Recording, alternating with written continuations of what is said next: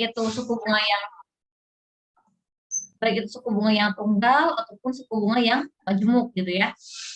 Kemarin sudah kita hitung, misalkan ketika orang menabung, kira-kira dengan suku bunga menabung misalkan 10 juta, kira-kira berapa sih 4 tahun ke depan gitu kan? Jika suku bunganya 10% gitu kan, kita menghitung future value-nya gitu kan? Atau kita tahu future value-nya gitu, ada nilai yang harapkan, kita akan hitung present value yang sekarang harus didepositokan berapa gitu ya. Misalkan Nadia misalkan ingin mempunyai uang ketika lulus dari kuliah itu ingin mempunyai uang 50 juta misalkan. Berarti kan itu future value-nya 50 juta gitu kan. FV-nya gitu kan. Kemudian berapa sih gitu kan yang Nadia akan depositokan gitu kan ketika suku bunga bank tersebut adalah misalkan 15% gitu ya. Jadi kita menghitung present value-nya gitu ya. Kebalikannya kalau tadi kan kita menghitung future value-nya, sekarang hitung present value-nya gitu ya. Kemudian yang kedua bisa juga kita hitung dalam menghitung pertumbuhan penduduk gitu ya. Karena kan menurut teori Malthus itu katanya pertumbuhan penduduk itu mengikuti daya ukur gitu ya. Nah, maka di sini ada perkiraan, ada rumus yang bisa digunakan ketika kita ingin menghitung jumlah penduduk misalkan perkiraan 4 tahun ke depan atau 10 tahun ke depan gitu. Dengan tentunya ada tahun yang dijadikan tahun dasarnya gitu ya. Misalkan ada data tahun 2020 gitu ya. Berapa jumlah penduduk suatu desa gitu ya. Maka dari tahun 2020 itu, ketika kita mempunyai data tahun 2020, kemudian kita tahu persentase pertumbuhannya gitu ya, misalkan pertumbuhan penduduk itu sekitar 3% gitu ya. Nah, maka berapa kira-kira tahun 2023 itu bisa dihitung gitu ya, perkiraannya gitu ya. Walaupun memang tidak pasti segitu, gitu, tapi ada perkiraan berapa jumlah penduduk 3 tahun kemudiannya gitu ya. Berarti kan N-nya 3 gitu ya, selama 3 tahun. Kemudian yang ketiga juga bisa digunakan dalam menghitung perkembangan usaha gitu ya. Nah, kemarin sudah kita bahas. Misalkan adanya penambahan karyawan gitu ya, ataupun ada kecanggihan teknologi yang lebih baik gitu kan, maka itu dapat meningkatkan produktivitas dari suatu perusahaan gitu ya. Tapi perkembangan perusahaan ini bisa dihitung dengan deret dengan catatan bahwa pertumbuhannya itu bersifat konstan gitu ya, bersifat selalu berpola gitu ya. Tidak bisa digunakan untuk pertumbuhan perusahaan yang beda-beda pertumbuhannya. Misalkan pada bulan ini 200, bulan depan 300 dan selanjutnya tidak bisa gitu ya. Nah, maka di sini perlu adanya pola dalam perkembangan perusahaan tersebut gitu ya. Itu mungkin satu gambaran gitu ya, gambaran dalam penerapan deret dalam kehidupan sehari-hari. Baik, selanjutnya mungkin akan dipresentasikan oleh kelompok 3 dan insya Allah pada hari ini kita akan lebih banyak latihan ya teman-teman ya. Kita akan lebih banyak latihan tentang penerapan deret dalam kehidupan sehari-hari. Baik, selanjutnya pada kelompok 3 saya persilahkan. Izin share screen ya, Bu.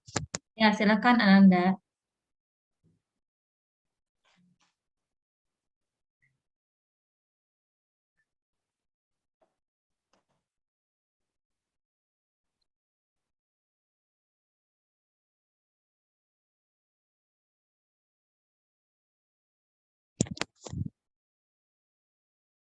Baik. Assalamualaikum warahmatullahi wabarakatuh. Waalaikumsalam warahmatullahi wabarakatuh. Selamat pagi Ibu Faza selaku dosen matematika ekonomi serta teman-teman. Izinkan kami untuk memaparkan hasil diskusi kami tentang deret dan penerapannya dalam ekonomi.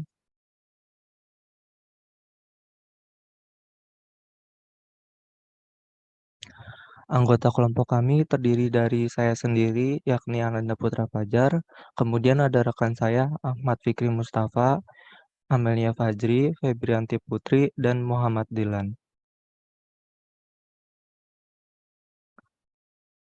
Untuk materi pertama akan disampaikan oleh rekan saya, yakni Amelia Fajri. Untuk Amel, dipersilakan. Baik, terima kasih Fajar. Selanjutnya saya akan bahas bunga sederhana atau tunggal. Bunga merupakan suatu balas jasa yang dibayarkan bila mana kita menggunakan uang. Jumlah uang yang dipinjamkan atau diinvestasikan di bank disebut modal awal atau pinjaman pokok pendapatan bunga. Menurut metode ini dinamakan bunga sederhana dan dapat dinyatakan dengan rumus berikut. I sama dengan PIN atau P dikali I dikali N, di mana I sama dengan jumlah pendapatan bunga, P sama dengan pinjaman pokok atau jumlah investasi, I sama dengan tingkat bunga tahunan, N sama dengan jumlah tahun atau waktu.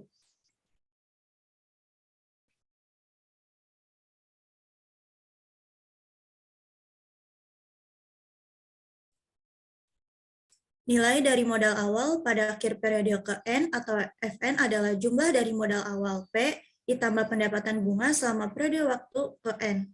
Fn sama dengan P ditambah I atau Fn sama dengan P dikali 1 ditambah I dikali N, di mana Fn sama dengan nilai uang di masa datang, P sama dengan pinjaman pokok, I sama dengan pendapatan bunga.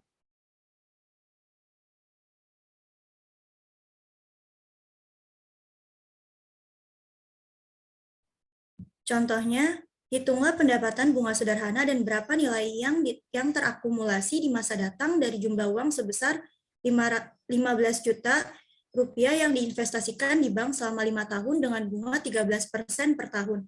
Diketahui P sama dengan 15 juta, N sama dengan 5, I sama dengan 13%, kalau didesimalin sama dengan 0,13. Ditanya I sama dengan dan Fn sama dengan. Jawabannya atau penyelesaiannya yang pertama itu I sama dengan PIN atau P dikali I dikali N. I-nya itu sama dengan 15 juta dikali 0,13 dikali 5 sama dengan 9.750.000. Yang kedua itu cari Fn. Fn itu sama dengan P ditambah I. Fn sama dengan 15 juta ditambah 9.750.000. Fn sama dengan 24.750.000. Jadi pendapatan bunga sederhananya adalah sebesar 9.750.000, sedangkan nilai yang terakumulasi di masa datang adalah sebesar 24.750.000.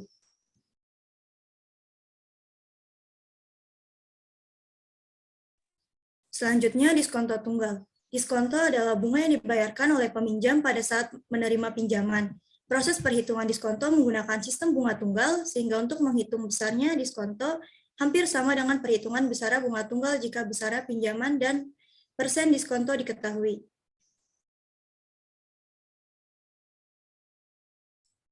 Misalkan, seseorang meminjam uang sebesar NA atau yang akan dikembalikan di akhir periode peminjaman. Suku bunga I per periode selama N periode dan akan menerima sebesar NT, maka besarnya diskonto atau D dapat ditentukan dengan rumus D sama dengan NA dikurang NT sehingga NT sama dengan NA dikurang D. Menentukan besar D jika diketahui NA. D sama dengan N dikali I dikali NA. Menentukan besar D jika diketahui NT. D sama dengan P per 100 dikurang P dikali NT. Dengan suku bunga total periode sama dengan P persen. Keterangan NA sama dengan nilai akhir atau besar yang harus dikembalikan. NT sama dengan nilai tunai atau besar yang diterima di awal. D sama dengan diskonto atau bunga yang dibayarkan di awal. I sama dengan suku bunga tunggal. N sama dengan lama waktu peminjaman. Dengan catatan satuan I dan N harus sama. Perhitungan nilai diskonto sama dengan menghitung besar bunga pada bunga tunggal.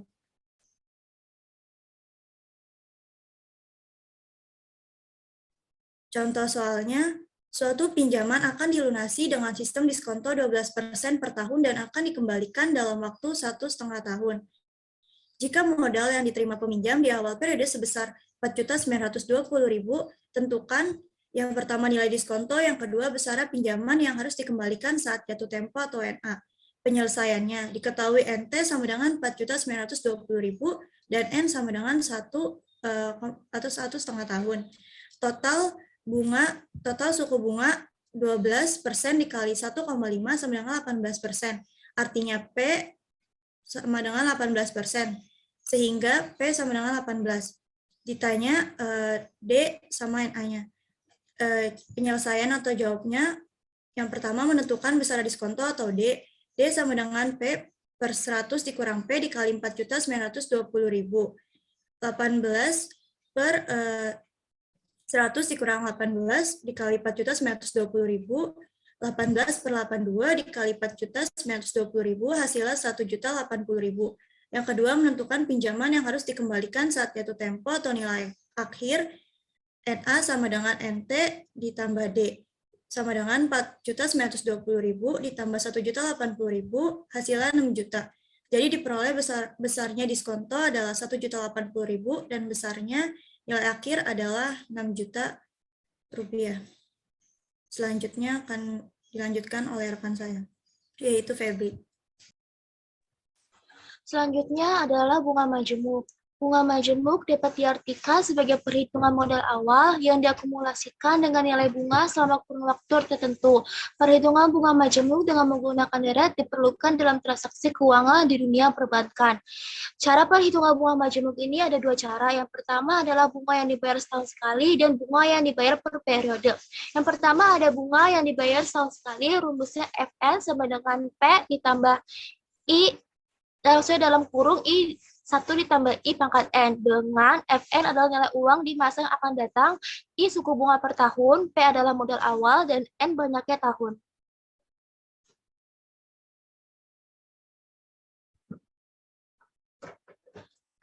Contoh soalnya, jika seseorang meminjam dana untuk tambahan modal usaha sebesar 50 juta kepada suatu lembaga keuangan konvensional dengan tingkat suku bunga yang dikenakan adalah sebesar 12% per tahun dengan jangka waktu selama 5 tahun, hitunglah berapa besarnya akumulasi pinjaman yang harus dibayarkan sampai tahun kelima. Diketahui P atau modal awalnya adalah 50 juta, I-nya adalah 12% dan ini didesimalkan menjadi 0,12. N-nya adalah 5. Ditanya tahun kelima atau F5. Rumusnya adalah F5 sama dengan P dalam kurung 1 ditambah I pangkat N. Jadi 50 juta dalam kurung I ditambah dalam kurung 1 ditambah 0,12 pangkat 5. Hasilnya adalah 50 juta kali 1,12 pangkat 5 dan hasilnya adalah 88.117.084 rupiah. Jadi jumlah pinjaman harus dibayarkan oleh nasabah tersebut sampai dengan akhir tahun kelima ialah sebesar 88.117.084 rupiah. Yang kedua adalah bunga yang dibayarkan per periode. Rumusnya adalah Fn sama dengan P dalam kurung 1 ditambah I per M pangkat NM, di mana Fn adalah nilai uang di masa yang akan datang, I suku bunga per tahun, P modal awal, N banyaknya tahun, dan M adalah frekuensi pembayaran suku bunga dalam setahun. Jika per periodenya atau soalnya itu adalah dibayar per semester, berarti M-nya adalah 2, kalau kuartal 4, kalau per bulan adalah 12. Contoh soalnya adalah, Nona Arvina ingin menabung uangnya 1.500.000 di bank dengan tingkat suku bunga yang berlaku 15% per tahun. Berapakah nilai uangnya di masa yang akan datang setelah 10 tahun kemudian jika bunga dimajemukkan secara kuartal? Diketahui P-nya adalah 1.500.000, I-nya 15% atau 0,15, N-nya 10, dan M-nya 4. Ditanya F10. F10 sama dengan P1 ditambah I per M pangkat NM. Berarti 1.500.000 ditambah 1 dikali 1 ditambah 0,15 per 4 dipangkat 10 kali 4. Berarti hasilnya adalah 6.540.568 rupiah. Jadi jumlah pinjaman yang harus dibayarkan oleh nasabah tersebut sampai dengan akhir tahun ke-10 ialah sebesar 6.540.568 rupiah. Selanjutnya adalah potongan harga. Potongan harga atau diskon adalah pengurangan dari harga yang tertulis dalam faktur. Rumusnya ini adalah yang pertama, mencari diskon adalah diskon per 100 kali harga awal. Yang kedua adalah rumus mencari harga setelah diskon pertama, yaitu rumusnya adalah harga awal dikali 1 dikurang diskon pertama per 100. Sedangkan untuk mencari harga setelah diskon kedua, contohnya seperti membeli baju mendapatkan diskon sebesar 50% ditambah 20%. Rumusnya adalah harga awal dikali 1 dikurang diskon pertama dikali 1 dikurang diskon kedua.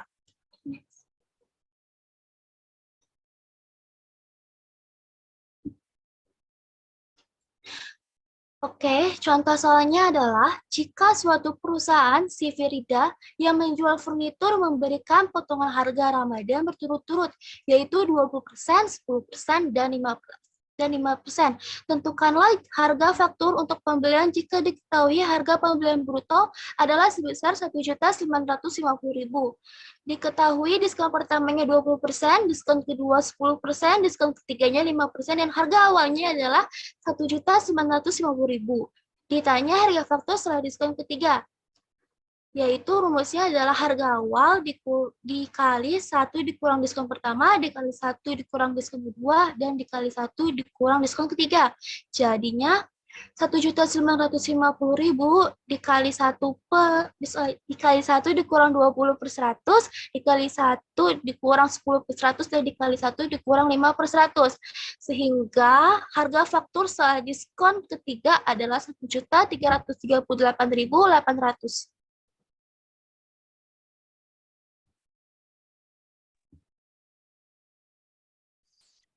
Depresiasi. Depresiasi atau penyusutan ialah hilangnya nilai dari suatu aktiva tetap, seperti bangunan atau mesin selama dipakai. Dalam hal untuk mengembalikan aktiva pada akhir umur ekonomisnya, perusahaan akan menaruh sebagian dari keuntungannya tiap tahun sebagai beban penyusutan. Pada akhir umur kegunaan, nilai buku dari aset adalah merupakan nilai sisa. Dalam metode sederhana yang dinamakan metode garis lurus, untuk menghitung penyusutan ada rumus umumnya, yaitu total penyusutan sama dengan harga perolehan dikurang nilai sisa.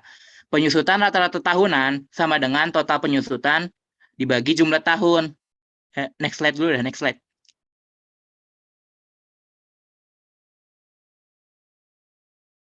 Contoh soalnya tuh ada mesin dengan harga perolehan 10 juta ditaksir memiliki umur ekonomis selama 4 tahun dan nilai sisa 2 juta rupiah.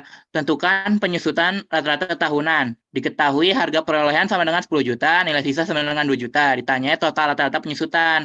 Dicari dulu total penyusutannya sama dengan 10 juta dikurangi 2 juta sama dengan 8 juta. Penyusutan rata-rata tahunan sama dengan 8 juta dibagi 4 sama dengan 2 juta per tahun. Slide sebelumnya.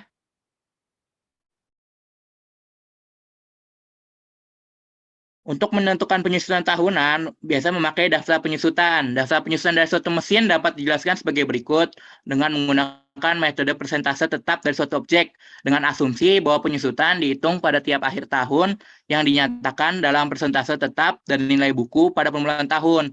Contoh rumusnya adalah H kurung 1 minus P kurung pangkat N sama dengan S, dengan H sama dengan harga perolehan, P sama dengan laju penyusutan, N sama dengan jumlah tahun, dan S sama dengan nilai sisa.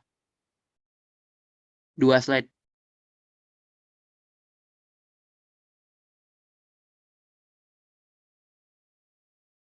Suatu mesin memiliki harga perolehan sebesar Rp4.800.000 dan diperkirakan memiliki umur ekonomi sampai 6 tahun dan memiliki nilai sisa sebesar Rp360.000.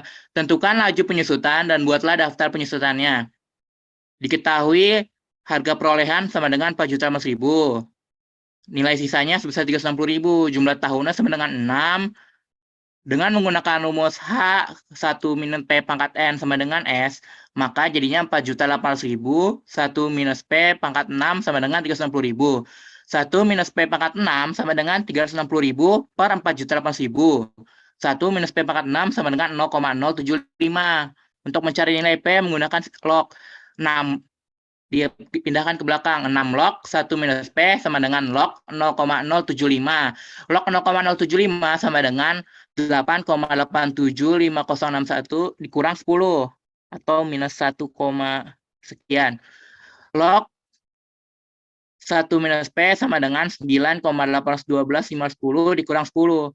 1 minus P sama dengan 0,6494. P sama dengan 0,3006 sama dengan P sama dengan 35,0%. Dalam daftar, nilai buku akhir tahun pertama, kedua, dan ke N tahun dapat dihitung dari rumus H1 minus P, H minus 1 P pangkat 2, H1 minus P pangkat 3, dan seterusnya. Tahun pertama sama dengan 4.600.000 dikali 0,6494 sama dengan 3.117.120 dan seterusnya sampai dengan 4.4.800.000 kali 0,6494 dipangkat 6 sama dengan 360.000.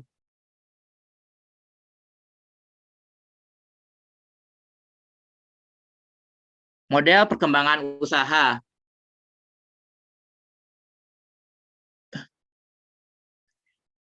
Jika perkembangan variabel-variabel tertentu dalam kegiatan usaha, misalnya produksi, biaya, pendapatan, penggunaan tenaga kerja, atau penanaman modal yang memiliki pola seperti deret hitung, maka prinsip-prinsip deret hitung dapat digunakan untuk menganalisis perkembangan variabel tersebut. Jadi jika ada masalah yang berhubungan dengan perkembangan usaha yang menggunakan deret hitung, maka prinsip-prinsipnya bisa diterapkan untuk menyelesaikan masalah tersebut. Contoh rumus deretnya itu ada S0, Sn sama dengan A plus N min 1 kali B. Contoh soalnya. Diketahui perusahaan bata Sumber Jaya menghasilkan 5.000 buah batu bata pada bulan pertama produksinya. Dengan penambahan tenaga kerja dan peningkatan produktivitas yang konstan, perusahaan mampu menambah produksi sebanyak 5 buah bata setiap bulan. Jika perkembangan produksi diasumsikan konstan, hitunglah A. Berapa buah batu bata yang dihasilkannya pada bulan ke-6, B. Serta berapa jumlah akumulasi bata yang telah dihasilkan sampai dengan bulan ke-6. Diketahui A sama dengan 5.000, ini dari yang bulan pertama, B sama dengan 500 atau perkembangan tiap bulan, N itu adalah total waktunya, yaitu 6 bulan.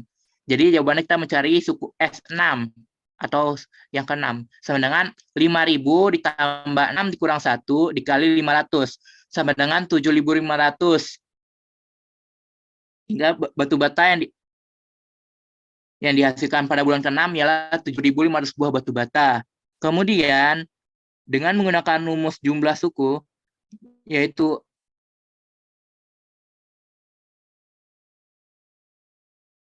S/2 dikurung A ditambah A, sama, yaitu jadi 6/2 dikurung 5 dikali 5.000 plus 7.500 sama dengan 3 dikali 12.500 sama dengan 37.500.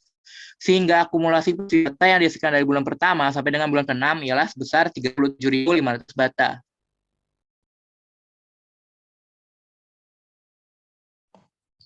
Model pertumbuhan penduduk. Pertumbuhan penduduk adalah perubahan populasi sewaktu-waktu dan dapat dihitung sebagai perubahan dalam jumlah individu dalam sebuah populasi menggunakan per waktu unit untuk pengukuran. Penerapan deret ukur yang paling sering digunakan dalam perekonomian adalah dalam hal penaksiran jumlah penduduk. Sebagaimana pernah dinyatakan oleh Malthus, penduduk dunia tumbuh mengikuti pola deret ukur. Rumus model pertumbuhan penduduk adalah PN sama dengan P1 dikali R pangkat N-1. Keterangannya adalah PT sama dengan jumlah penduduk tahun KN, T sama dengan waktu atau periode, R kecil sama dengan tingkat pertumbuhan per periode, P1 sama dengan jumlah penduduk tahun ke-1 atau tahun dasar, dengan R besar sama dengan 1 tambah R.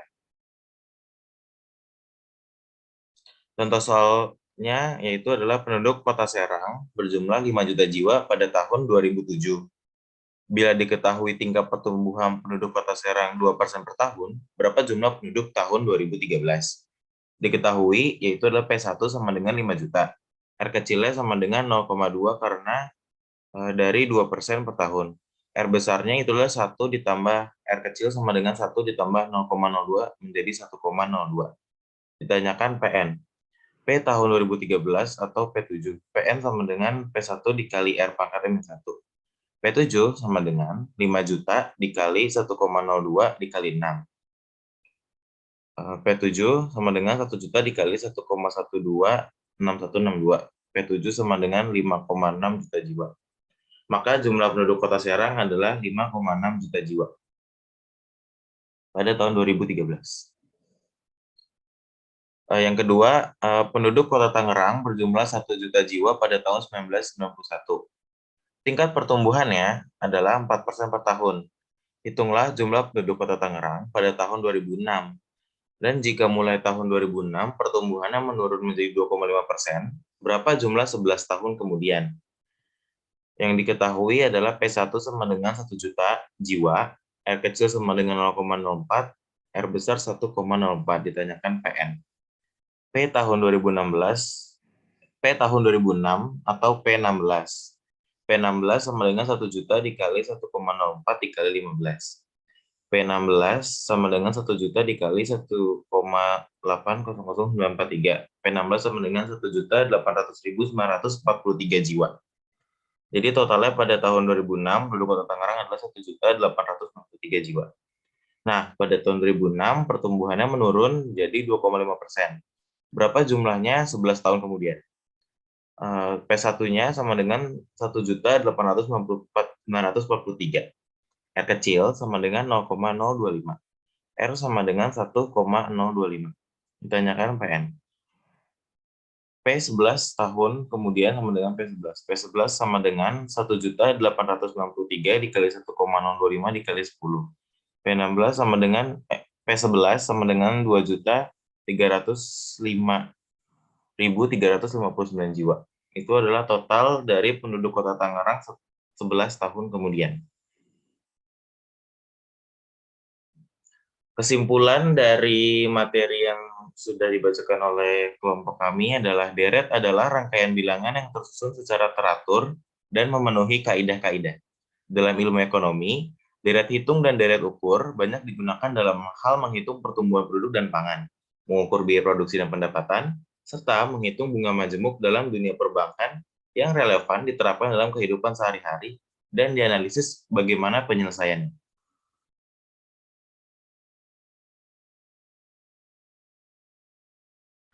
Baik, sebelum mengakhiri presentasi materi kami akan membuka sesi tanya jawab terlebih dahulu. Jika teman-teman ada yang ingin bertanya, silahkan aktifkan fitur raise hand atau bisa langsung unmute dan dilanjutkan dengan perkenalan diri. Terima kasih. Silakan teman-teman, apakah ada yang bertanya? Baik, jika tidak ada, boleh tutup ya.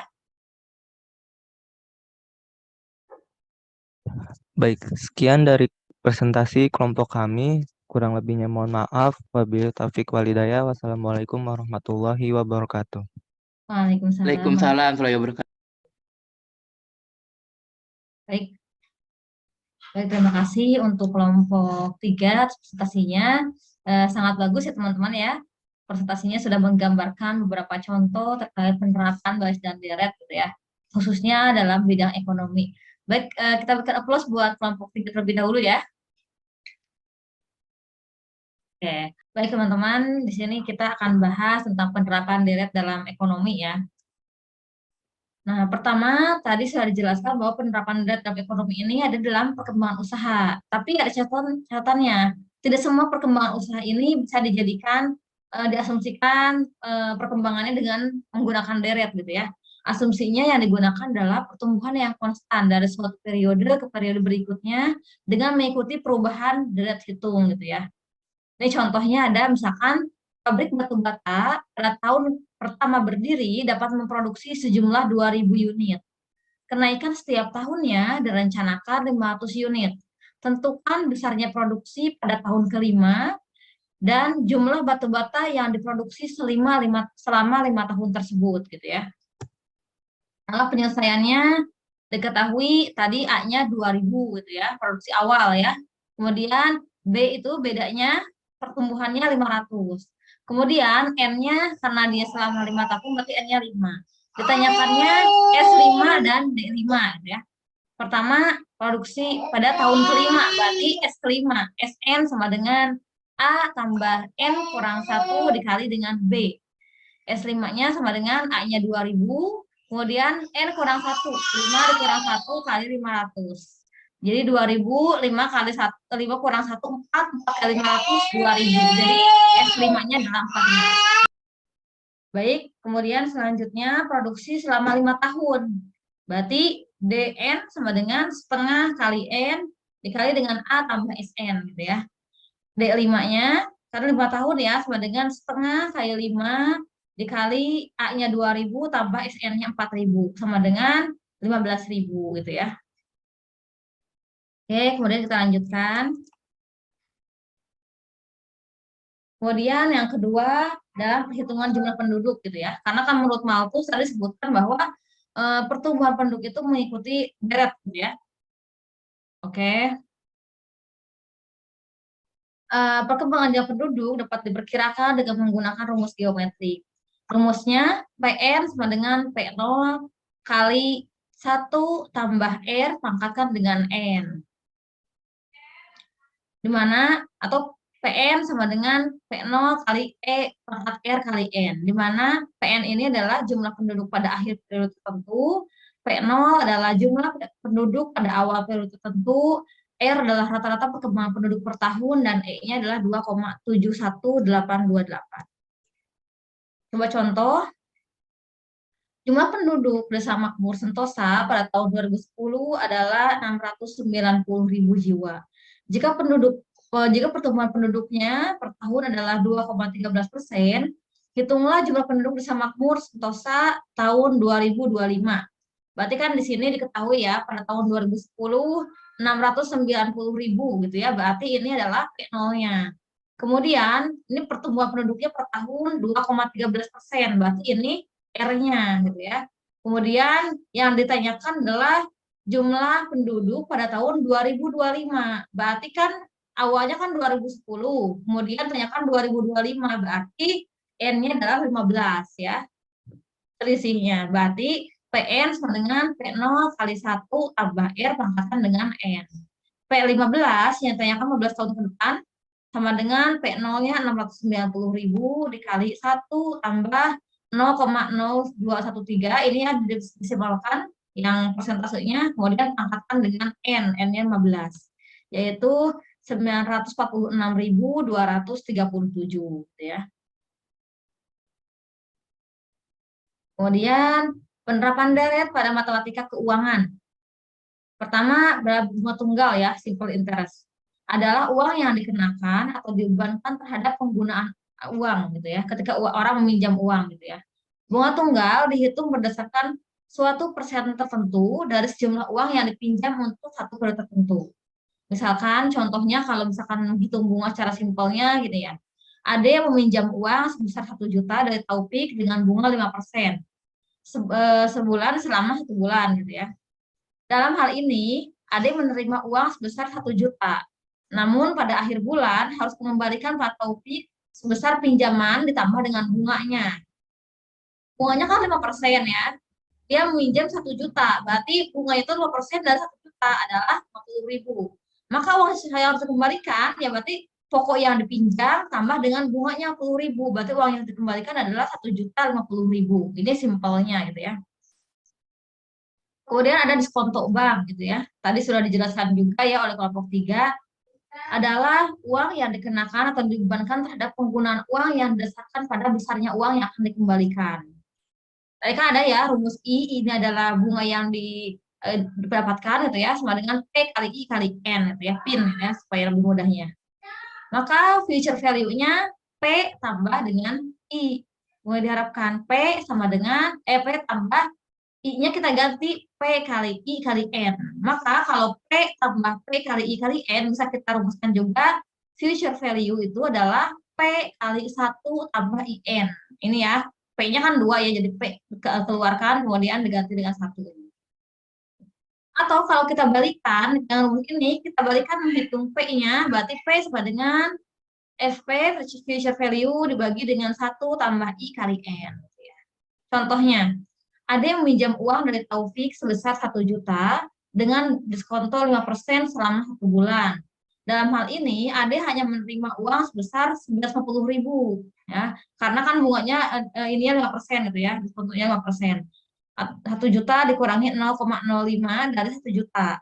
Namun pada akhir bulan tetap mengembalikan sebesar 1 juta. Kemudian ada juga bunga majemuk gitu ya. Carilah compound amount sebagai hasil menginvestasikan uang sebesar 500.000 atas dasar bunga 6% dengan berbunga selama 3 tahun gitu ya. Maka kita ketahui ya, pertama ini P-nya adalah 500.000. Kemudian tingkat suku bunga ini I ya, pasti I ini adalah 6%. Kalau kita desimalkan 0,06, Kemudian selama 3 tahun, berarti N-nya adalah 3 tahun. Saya harap ya teman-teman insya Allah sudah biasa gitu ya menulis diketahui, ditanyakan ketika melihat rumus langsung diketahuinya apa gitu ya. Misalkan untuk suku bunga pasti I gitu ya. Kemudian kalau periode pasti N gitu ya. Diketahui P-nya 500.000, I-nya 0,06 dan N-nya 3. Kemudian ditanyakannya future value-nya. Kita masukkan ke rumus. FB sama dengan P kali 1 tambah I dipangkatkan dengan R. 500.000 kali 1 tambah 0,06 dipangkatkan dengan 3.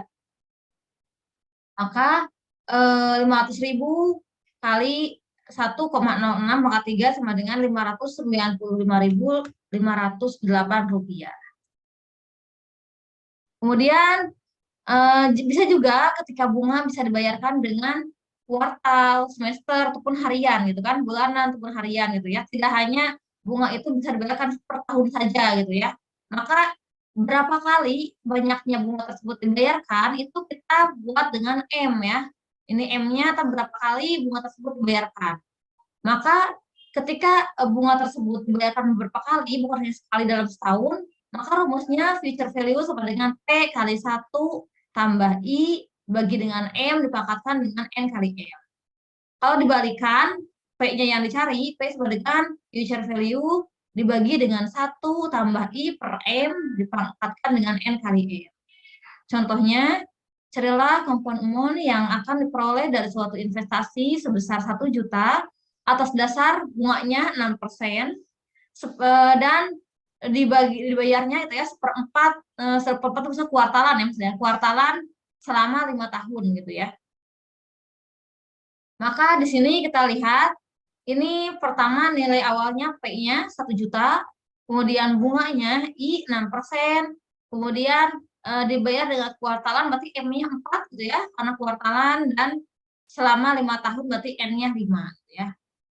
Maka ketika tanyakan future value-nya kita masukkan P kali 1 tambah I bagi M dipangkatkan dengan N kali M. P-nya 1 juta dikali 1 tambah 0,06 dibagi dengan M-nya 4, kemudian dipangkatkan dengan N kali M, berarti 5 kali 4 gitu ya. Jadi 1 juta kali 1 tambah 0,015 dipangkatkan dengan 20. Maka hasilnya adalah 1.346.855 rupiah. Kemudian selanjutnya ada anuitas. Pertama ada anuitas nilai sekarang, gitu ya. Nilai sekarang dari suatu anuitas adalah jumlah dari nilai sekarang dari setiap pembayaran.